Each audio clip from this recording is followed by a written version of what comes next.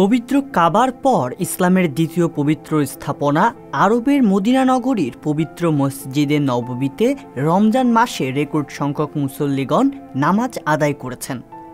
পবিত্র রমজান মাসের প্রথম ২০ দিনে মসজিদে নববীতে নামাজ আদায় করেছেন অন্তত ২ কোটি মুসল্লি।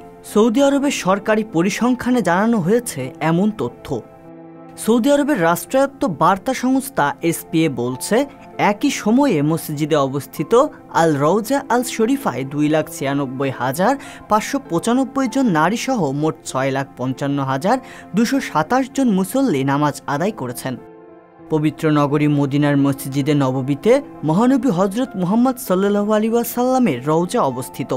আল রওজা আল শরীফা পরিদর্শন এবং সেখানে নামাজ আদায় ইচ্ছুক মুসলিমদের পৌঁছানোর আগে সৌদি সরকারের কাছ থেকে অনুমতি নিতে হয়। আগামী মঙ্গলবার ৯ এপ্রিল শেষ রমজানের আগে মুসল্লিদের উপস্থিতির সংখ্যা ক্রমান্বয়ে বেড়েই চলেছে।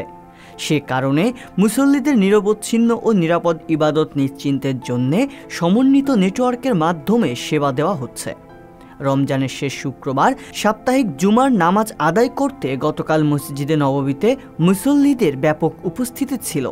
এসপিএ বলছে, মুসল্লিদের নামাজ আদায়ের জন্য আগে মসজিদে নববীর ছাদ ও চত্বর প্রস্তুত করা হয়েছিল, যাতে মুসল্লিরা শান্ত ও সুন্দর পরিবেশে নামাজ আদায় করতে পারেন।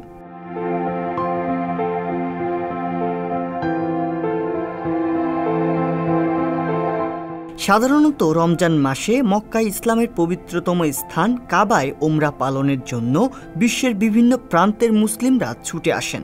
উমরা পালনের পর অনেকে মসজিদে নববীতে নামাজ আদায় ও হজরত মুহাম্মদ সাল্লাল্লাহু আলাইহি ওয়াসাল্লামের রওজা মুবারক জিয়ারত করতে যান।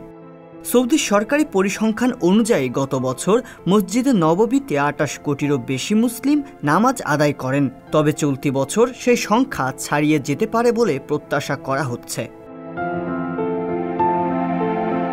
এদিকে সৌদি নাগরিকদের আগামী সোমবার ৮ এপ্রিল সন্ধ্যায় পবিত্র শাওয়াল মাসের চাঁদ দেখার আহ্বান জানিয়েছে সৌদি আরব। দেশটির সুপ্রিম কোর্ট এই আহ্বান জানিয়েছে। সোমবার সৌদিতে পবিত্র রমজান মাসের ২৯ তারিখ। যদি ওই দিন শাওয়ালের চাঁদ দেখা যায়, তাহলে পরদিন মঙ্গলবার দেশটিতে উদযাপিত হবে খুশির ঈদ।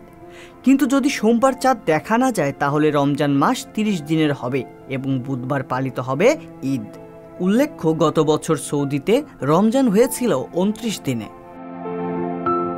রিয়াজুল ইসলাম, সংবাদ প্রকাশ।